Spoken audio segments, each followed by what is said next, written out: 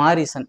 Director Sudhir Shankar இயக்கத்துல வடிவேல் சாரும் Fahadh Fazil sir 2 பேரோட நடிப்புல ரிலீஸ் இருக்கக்கூடிய படம் தான் இந்த மாரிசன். ஆக்சுவலா இந்த படத்துக்கு முன்னாடியே வடிவேல் சாரும் ஃபகத் ஃபாசில் சாரும் மாமன்னன் அப்படிங்கிற படத்துல வந்து நடிச்சிருந்தாங்க. அதுக்கப்புறமா இவங்க 2 பேரோட காம்போல ரிலீஸ் ஆயிருக்கக்கூடிய படம் தான் இந்த மாரிசன். நீங்க இன்னும் இந்த படத்தை பார்க்கல அப்படின்னா நம்மளோட ரிவ்யூவை பார்த்துட்டு இந்த படம் பார்க்கலாமா வேணாமா அப்படிங்கிற ஸ்டாண்டை நீங்களே எடுங்க. அதுக்கு முன்னாடி இது மாதிரியான சினிமா ரிலேட்டடான அப்டேட்ஸ்லாம் தெரிஞ்சுக்கணும் அப்படின்னு ஆசைப்பட்டீங்கன்னா நம்ம சேனலை மறக்காம சப்ஸ்கிரைப் பண்ணிக்கோங்க. சரி, வாங்க வீடியோக்குள்ள போகலாம்.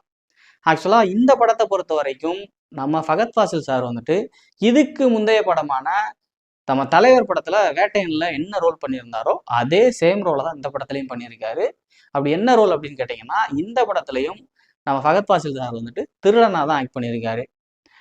படம் ஸ்டார்ட் ஆன உடனே நம்ம ஃபகத் ஃபாசில் வந்துட்டு பாளையம் கோட்டையில இருக்கிற ஜெயில இருந்து ரிலீஸ் ஆகுறாரு. ரிலீஸ் ஆகி வெளியே வந்த உடனே கைவரிசையை காட்டுவோம் அப்படின்னு சொல்லிட்டு ஒரு வீட்டு சுவர் ஏறி குதிச்சு உள்ள திருட போறாரு. போன இடத்துல வீட்டுக்குள்ள வடிவேல் சாரை யாரோ கட்டி போட்டிருக்காங்க. நம்ம வடிவேல் சார் என்ன சொல்றாரு அப்படின்னா ஃபகத் ஃபாசில் கிட்ட, என்னை நீ இங்க இருந்து காப்பாத்தி கூட்டிட்டு போயிட்ட அப்படின்னா உனக்கு 25,000 ரூபாய் தர்றேன் அப்படின்றாரு. உடனே நம்ம ஃபகத் ஃபாசிலும் இந்த டீலிங் எனக்கு ரொம்ப பிடிச்சிருக்குனே அப்படின்னு சொல்லிட்டு நம்ம வடிவேல் சாரை காப்பாத்தி வெளியில கூட்டிட்டு போறாரு. வெளியில கூட்டு போனதுக்கு அப்புறமா வடிவேல் சார் ஒரு 25,000 ஏடிஎம்ல எடுத்து ஃபகத் ஃபாசில் கிட்ட கொடுக்குறாரு. அப்படி வடிவேல் சார் ஏடிஎம்ல பணம் எடுக்கும்போது வடிவேல் சாரோட அக்கௌண்ட்ல ஒரு 25 லட்சம் ரூபாய் இருக்கு அப்படிங்கிற விஷயத்த நம்ம ஃபகத் ஃபாசில் வந்து நோட் பண்ணிடுறாரு. கண்ணா 2 லட்சத்திங்க ஆசையா அப்படிங்கிற மாதிரி முதல்ல ஒரு 25,000 கிடைச்சிருச்சு. இப்போ வடிவேல் சார் கிட்ட இருக்கிற ஒரு 25 லட்சத்தையும் ஆட்டையை போட்டுடலாம், அவருக்கு வேற ஞாபகம் மறதி இருக்கு, அதனால ஈஸியா மறந்துடவும் செய்வாரு. அதனால அந்த 25 லட்சத்தை ஆட்டையை போட்டுருவோம் அப்படிங்கிற மைண்ட் செட்ல ஃபகத் ஃபாசில் இருக்காரு. கடைசியா நம்ம வடிவேல் சார் கிட்ட இருக்கக்கூடிய அந்த 25 லட்சத்தை நம்ம ஃபகத் ஃபாசில் ஆட்டையை போட்டாரா இல்லையா அப்படிங்கிறதா இந்த படத்தோட ஃபுல் ஸ்டோரியா இருக்குது.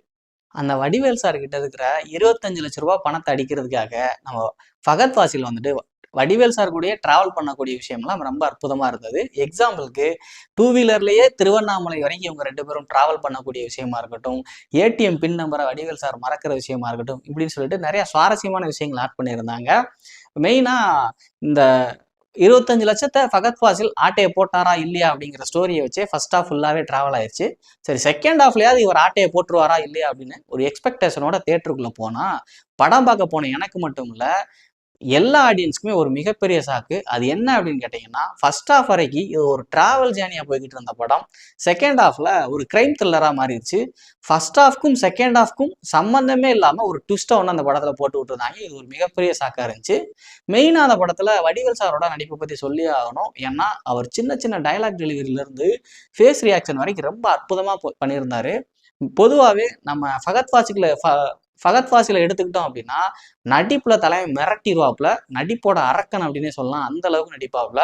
ஆனா இந்த படத்துல நம்ம வடிவேல் சாரு ஃபகத் ஃபாசிலையே தூக்கி சாப்பிட்ற அளவுக்கு நடிச்சிருக்காரு அப்படிங்கிறதான் யதார்த்தமான உண்மை. உண்மையே சொல்லணும் அப்படின்னா இது ஃபாஃபாவோட மூவி அப்படின்னு சொல்றதை விட வடிவேல் சாரோட மூவி அப்படின்னே சொல்லலாம். அந்த அளவுக்கு வடிவேல் சாரோட கேரக்டருக்கு வந்து இந்த படத்துல ரொம்ப இம்பார்ட்டன்ஸ் கொடுத்துருக்காங்க. நெக்ஸ்ட் நம்ம ஃபகத் ஃபாசிலை பத்தி சொல்லணும் அப்படின்னா அவர் ஒரு டயலாக் ஒன்று 2 பேரும் ஒரு கான்வர்சேஷன் ஒன்று போகும் வடிவேல் சாருக்கும் ஃபகத் ஃபாசிலுக்கும். அப்போ ஃபகத் ஃபாசில் சொல்லுவாரு, நான் சின்ன வயசுல ஒரு பொருள் மேல ரொம்ப ஆசைப்பட்டேன், அந்த பொருள் வேணும் அப்படின்னு சொல்லிட்டு கடவுள்கிட்ட ரொம்ப நாளா கேட்டுக்கிட்டே இருந்தேன். ஆனா கடவுள் அந்த பொருளை எனக்கு கொடுக்கவே இல்லை. அப்புறம் தான் தெரிஞ்சது கடவுள் நமக்கு கொடுக்க மாட்டாரு, நம்ம தான் எடுத்துக்கிறோம். அதுக்கப்புறம் போயிட்டு கடவுள்கிட்ட அதுக்கான மன்னிப்பை கேட்டோம்னா உடனே கொடுத்துருவாரு அப்படின்னு ஒரு டயலாக் ஒன்று சொல்லுவாரு.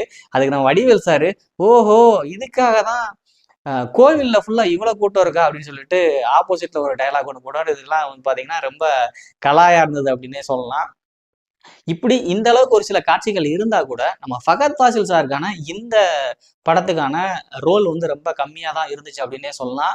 குறிப்பா சொல்லணும் அப்படின்னா நீ பேசாம மலையாள இண்டஸ்ட்ரிக்கே போயிரு சிவாஜி அப்படின்ற மாதிரிதான் இந்த படத்துல நம்ம ஃபகத் ஃபாசில் சாருக்கான ரோலுக்கு இம்பார்ட்டன்ஸ் இருந்துச்சு அப்படின்னே சொல்லலாம். அடுத்ததா இந்த படத்துல நடிச்சிருக்கக்கூடிய கோவை சரளா மேம், இவங்க ஒரு 2-3 சீன்ஸ்ல தான் வர்றாங்க.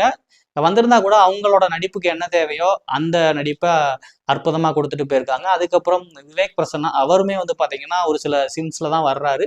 அவரோட நடிப்பும் வந்து பாத்தீங்கன்னா ரொம்ப அற்புதமாவே இருந்துச்சு அப்படின்னே சொல்லலாம். அடுத்ததா இந்த படத்தோட மியூசிக்கை பத்தி சொல்லணும் அப்படின்னா யுவன் சங்கர் ராஜா இவரோட இசையில முதலாவது பாதியில ஒரு பாட்டு ஒன்று வருது. அது ரொம்ப அற்புதமான பாட்டா இருக்குது. கேட்டு என்ஜாய் பண்ற அளவுக்கு இருக்குது.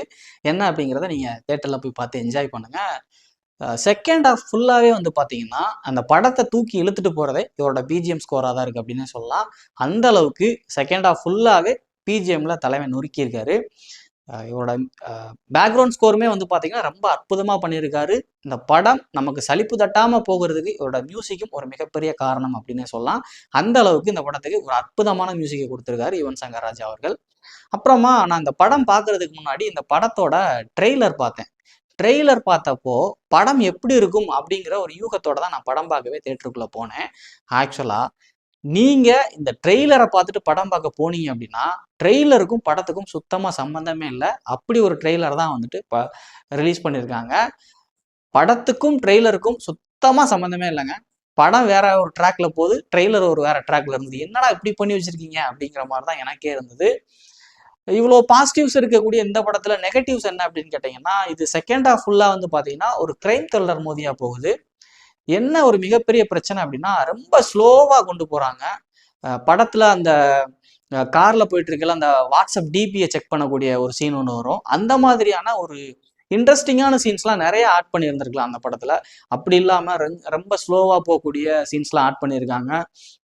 நம்ம வடிவேல் சாருக்கு நம்ம ஃபகத் ஃபாசில் வந்துட்டு ஒரு திருடன் அப்படின்னு தெரிஞ்சதுக்கு அப்புறமும் எதுக்கு அவர் கூடவே வச்சு சுத்திட்டு திர்றாரு அப்படிங்கிற விஷயமா இருக்கட்டும். அப்புறம் நம்ம ஃபகத் ஃபாசில் வந்துட்டு வடிவேல் சாருக்கு ஞாபக மறதி உண்மையிலே இருக்குதா இல்லையா அப்படிங்கிற விஷயம் யோசிக்க வைக்கிற விஷயம் இருக்குல்ல. அது அவருக்கு மட்டும் இல்ல நமக்குமே அந்த யோசனை வரக்கூடிய விஷயமா இருக்குது. அப்புறம் அந்த கிரைமுக்கு இவங்க 2 பேருக்கும் இடையில என்ன சம்பந்தம் இருக்கு இப்படியான விஷயங்கள்லாம் வந்துட்டு நிறைய இருந்தா கூட செகண்ட் ஹாஃப் வந்து கொஞ்சம் போர் அடிக்கிற மாதிரி போகுது. இது இந்த படத்துக்கு ஒரு மிகப்பெரிய டிராபேக் அப்படின்னே சொல்லலாம். படத்துல ஃபகத் ஃபாசில் ஃபர்ஸ்ட் வடிவேல் சாரை மீட் பண்றப்போ அவர் சங்கிலியால கட்டி போட்டிருப்பாங்க அப்படின்னு சொன்னல. அப்போ வடிவேல் சார் வந்துட்டு ஃபகத் ஃபாசில் கிட்ட எனக்கு அல்சைமர்னு சொல்லிட்டு ஒரு நோய் இருக்கு. அது ஒரு ஞாபக மறதி நோய். அதனால என் வீட்டுல என்னை இப்படி கட்டி போட்டிருக்காங்க. நீ என்னை காப்பாத்துனா நான் உனக்கு பணம் தர்றேன் அப்படின்றாரு. உடனே ஃபகத் ஃபாசிலும் எவ்வளவு தருவ அப்படின்னு கேட்கிறாரு. ஒரு 10,000. 10,000 ரூபாய்க்குலாம் காப்பாற்ற முடியாது. ஒரு 20,000 முடியாது. ஒரு 25 சரி ஓகே நான் திருட வந்தது பணம் நீ அதை கொடுத்துட்ட அப்படிங்கிற உன்னை காப்பாத்துறேன் அப்படிங்கிற சீனா இருக்கட்டும். அப்புறம் வடிவேல் சாரு நிறைய பேரை மீட் பண்ணணும் அப்படின்னு சொல்லிட்டு ஃபகத் ஃபாசில் கிட்ட சொல்றாரு. 2 பேரும் மீட் பண்ண போறாங்க. போற இடத்துல வடிவேல் யாரெல்லாம் மீட் பண்றாரோ அவங்க எல்லாம் இறந்து போறாங்க. இவங்களை கொல்றது வடிவேலா இல்லைன்னா ஃபகத் ஃபாசிலா அப்படிங்கிறதா அந்த படத்துல ஒரு மிகப்பெரிய இன்ட்ரெஸ்டிங்கான சீனா இருக்குது. இப்படி நிறைய சீன்ஸ்கள் வந்துட்டு இந்த படத்துல இன்ட்ரெஸ்டிங்கா இருந்தா கூட செகண்ட் ஹாஃப் கொஞ்சம் போர் அடிக்கிற மாதிரி போகுது. கிட்டத்தட்ட இந்த படம் வந்து பாத்தீங்கன்னா நம்ம மெய்யழகன் படம் பார்த்திருப்பீங்க. அந்த படம் வந்து பாத்தீங்கன்னா தியேட்டர்ல ஆடியன்ஸ் கிட்ட எந்த ஒரு வரவேற்புமே பெறல. எப்படி சொல்ல அந்த படத்தோட டைரக்டர் வந்து ஒரு இன்டர்வியூல ஓப்பனா சொல்லியிருப்பாரு. தியேட்டர்ல எதிர்பார்த்த அளவுக்கு இந்த படம் வந்து வெற்றி கிடைக்கல. ஆனா ஓடிடில ரிலீஸ் ஆனதுக்கு அப்புறம் இந்த படத்தை மக்கள் எல்லாருமே கொண்டாட ஆரம்பிச்சிட்டாங்க. அந்த அளவுக்கு இந்த படத்துக்கு ஓடிடில வரவேற்பு இருந்துச்சு அப்படின்னு சொன்னாரு. இந்த படமும் கிட்டத்தட்ட மெய்யழகன் மாதிரியா ஒரு ஸ்லோவா டிராவல் ஆகி போகக்கூடிய ஸ்டோரி தான். நீங்க அந்த படம் ஃபுல்லா பார்க்கணும் அப்படின்னா கொஞ்சம் பொறுமை உங்களுக்கு வேணும். அந்த அளவுக்கு உங்களுக்கு பொறுமை இருந்தது அப்படின்னா இந்த படம் உங்களுக்கு ஒரு அற்புதமான படமா இருக்கும் அப்படிங்கிறதுல எந்த ஒரு டவுட்டுமே கிடையாது. இதுக்கப்புறம் நீங்க அந்த படத்தை பார்க்கணும் அப்படின்னு ஆசைப்பட்டீங்கன்னா தாராளமாக தியேட்டர்ல பாருங்க. இது மாதிரியான சினிமா ரிலேட்டடான அப்டேட்ஸ்க்கு நம்ம சேனலை மறக்காம சப்ஸ்கிரைப் பண்ணிக்கோங்க. மீண்டும் அடுத்த வீடியோல வேறொரு படத்தின் விமர்சனத்தோடு உங்களை வந்து சந்திக்கிறேன். அதுவரை உங்களிடமிருந்து விடைபெறுவது நான் விஜயராஜா.